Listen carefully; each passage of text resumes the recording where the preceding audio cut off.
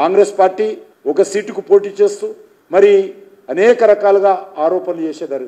కాంగ్రెస్ ఆరోపణలు ఈరోజు ఏ ఓటర్స్ పట్టించుకునే పరిస్థితి లేదు. ముఖ్యమంత్రి మాటలను ఎవరు కూడా ఖాతరు చేసే పరిస్థితి లేదు.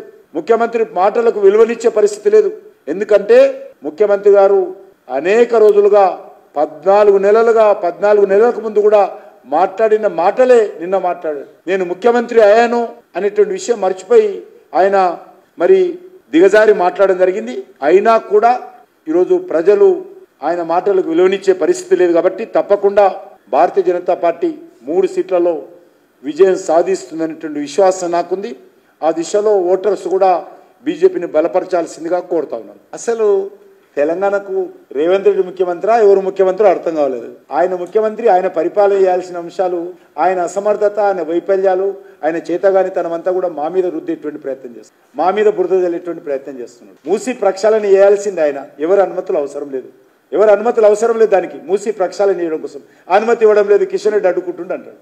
నేను ధర్నా చేసినప్పుడు మీరు అందరి ముందు చెప్పాను, మూసి ప్రక్షాళనకు వ్యతిరేకం కాదు, మూసికి చుట్టుపక్కల ఉన్నటువంటి పేదవాళ్ళ గురించి కూడా ఆలోచన చేయండి అని చెప్పాను. కృష్ణా నీళ్లు తెచ్చినా, గోదావరి నీళ్ళు తెచ్చి పోసినా మాకేం అభ్యంతరం లేదు. మూసిలో గలగల పాలినా కూడా మేము కూడా వచ్చి అక్కడ సహకారం అందిస్తాము. మూసి ప్రక్షాళన చేస్తే ఆయన గడ్డపార ఇచ్చి పారదిస్తే మొదటి తార నేను ఎత్తడానికి సిద్ధంగా ఉన్నాను. మూసి మొదటి తట్ట ప్రక్షాళన చేసేటప్పుడు నేను మొదటి తట్ట ఎత్తడానికి సిద్ధంగా ఉన్నాను. కాబట్టి ఆయన ఏదో అడ్డుకుంటున్నాడు, అనుమతులు ఇవ్వడం అని చెప్తున్నాడు. ఈరోజు మెట్రోకి అడ్డుకున్నాడు. మెట్రో ఏడగా ఎక్కడన్నా పిల్లర్ వేసాడా, కాంట్రాక్టర్ వేసాడా, డిపిఆర్ రెడీ అయిందా, టెండర్ అయిందా? నేను ఎక్కడ అడ్డుకున్నా? ఆయన ఈ మెట్రో కట్టడం కోసం నిధులు ఎక్కడి నుంచి తెస్తున్నాడు చెప్పాడా? ఎవరైనా లోన్ ఇస్తున్నారా?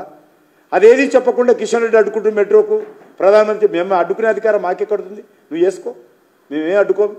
ఆయన మెట్రో నిర్మాణం చేస్తే కేంద్ర ప్రభుత్వం అడ్డుకునే సమస్య లేదు, కిషన్ రెడ్డి అడ్డుకునే సమస్యనే ఉత్పన్నం కాదు. ఏది తోస్తే అది మాట్లాడము, బురద చల్లడము, బట్టగాల్చి ముఖం మీద వేయడము అలవాటు అయిపోయింది.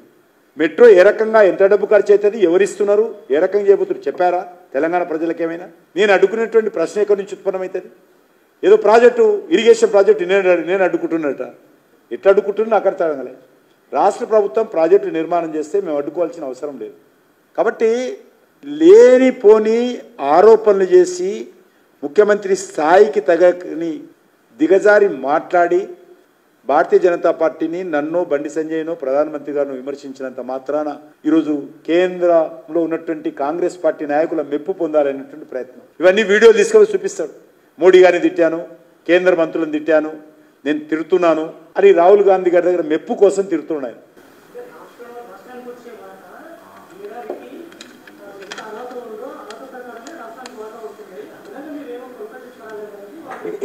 ఎవరు ఎక్కడ అడగని ప్రింట్ అవుతున్నాయి, అర్థంగా ప్రింట్ తీసుకురావడానికి వాటాల ప్రకారం వాటాలు వస్తాయి, అడిషనల్గా ఎట్లా వస్తాయి ఇదే. కానీ అది ఎట్లా అట్లా రావు ఏ రాష్ట్రమైనా. ఇప్పుడు ఆయన సికింద్రాబాద్ కాన్స్టిట్యుయెన్సీ కాలో లేకపోతే ఆదిలాబాద్ కానీ ఎట్లా ఇస్తున్నాడు ఆయన? అన్ని జిల్లాలకు ఎట్లా ఇస్తున్నా ఆయన ఎట్లా ఇస్తాడు? ఈరోజు ఎక్కడ లేని విధంగా రీజనల్ రింగ్ రోడ్ శాంక్షన్ చేయించిన ఆయన ముఖ్యమంత్రి కూడా లేడు. ఆయన అడగ కూడా అడగాలి, ఆయన తెలియదు కూడా. రీజనల్ రింగ్ రోడ్డు ఏ రాష్ట్రంలో లేని విధంగా తెలంగాణ రాష్ట్రం తెచ్చాం ప్రధానమంత్రి గారు నొప్పించి. మరి ఈయన ఏం చేస్తున్నాడు? ముఖ్యమంత్రి ఆయనే కదా. ఆయన పోయాడు ఈరోజు కేటీఆర్ లేకపోతే హరీష్ రావు కూడా మాట్లాడుతున్నాడు. ఆ రోజు పోలీసులను పెట్టి ముళ్ళ కంచె చేసి ఆంధ్రప్రదేశ్ నీళ్లు ఎత్తుకపోతూ ఉంటే ఫామ్ హౌస్లో అనుకున్న ముఖ్యమంత్రి ఆయన ఏం చేసిండు? ఈరోజు తప్పకుండా దీన్ని సమిష్టిగా రాజకీయాలకు అతీతంగా పోరాటం చేయాలి. దానికి సంబంధించిన వివరాలు మీకన్నా చెప్పాలి కదా పత్రిక వాళ్ళకు, ఇన్ని నీళ్ళు ఎత్తుకపోయారనేది రాష్ట్ర ప్రభుత్వం.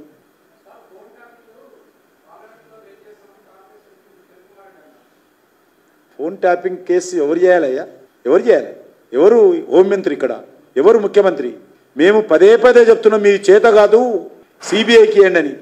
మేము హైకోర్టుకి వెళ్ళి కేసు వేసాం, పార్టీ తరఫున వేసాం, బీజేపీ తరఫున రాష్ట్ర హైకోర్టులో ఫోన్ ట్యాపింగ్ కేసులో సిబిఐకి ఇవ్వాలని అడిగాము.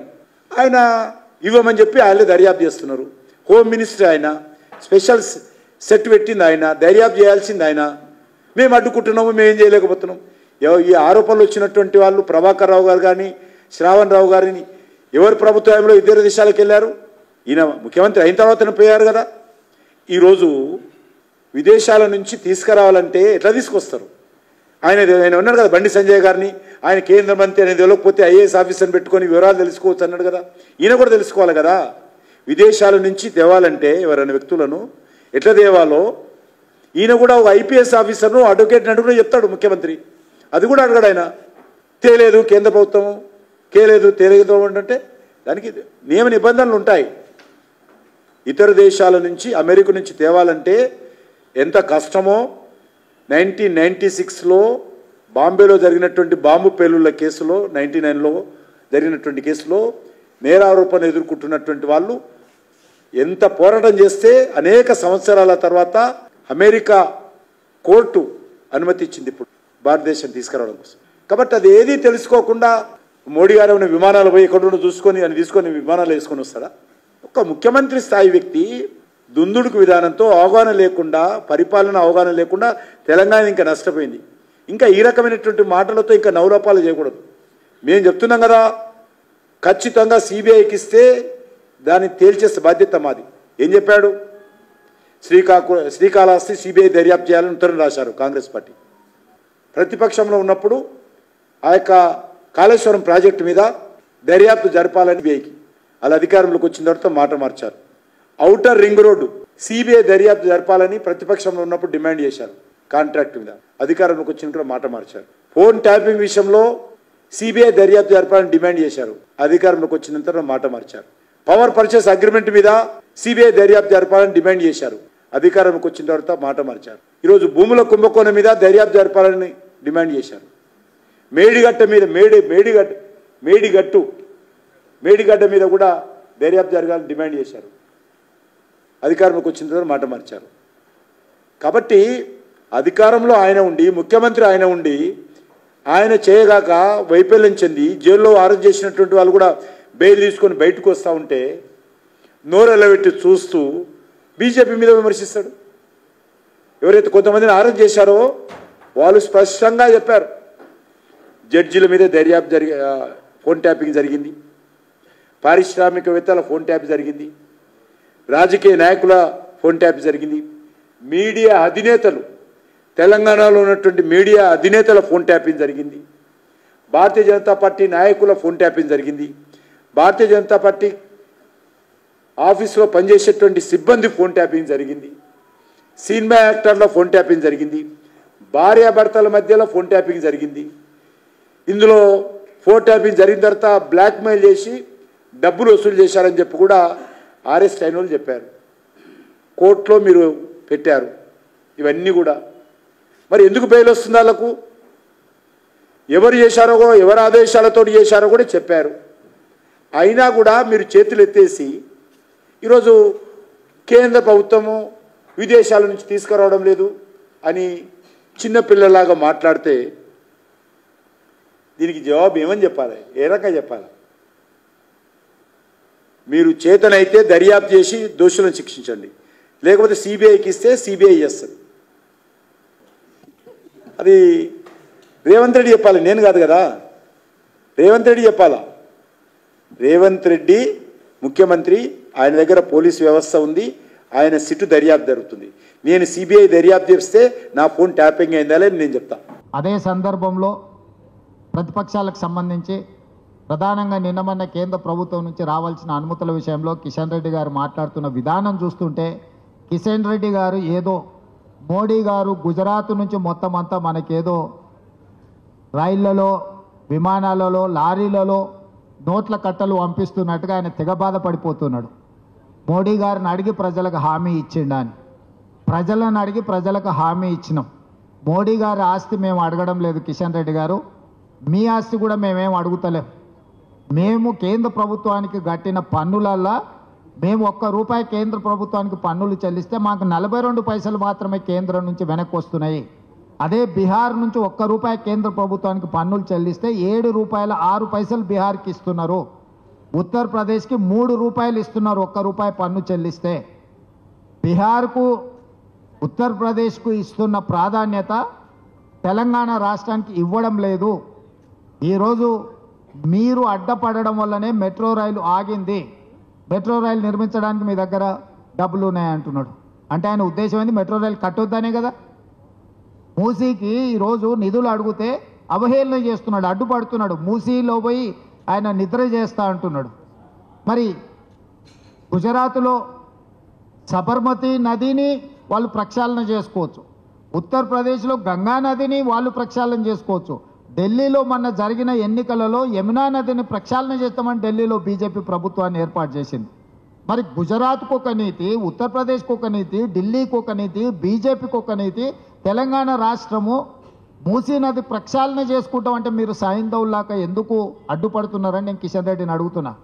కిషన్ రెడ్డి 100% సైంధవ పాత్ర పోషిస్తున్నాడు.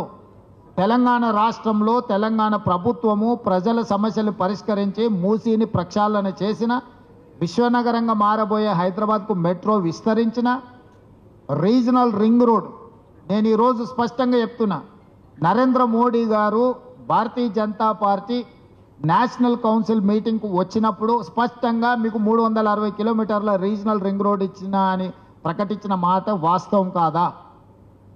ఈ రోజు వరకు రీజనల్ రింగ్ రోడ్డు క్యాబినెట్ ఆమోదమే పొందలేదు. నార్థన్ పార్ట్ టెండర్ పిలిచిన తేదీలు వాయిదాలు పడుకుంటూ పోతుంది, ఎందుకంటే దాని క్యాబినెట్ ఆమోదమే లేదు.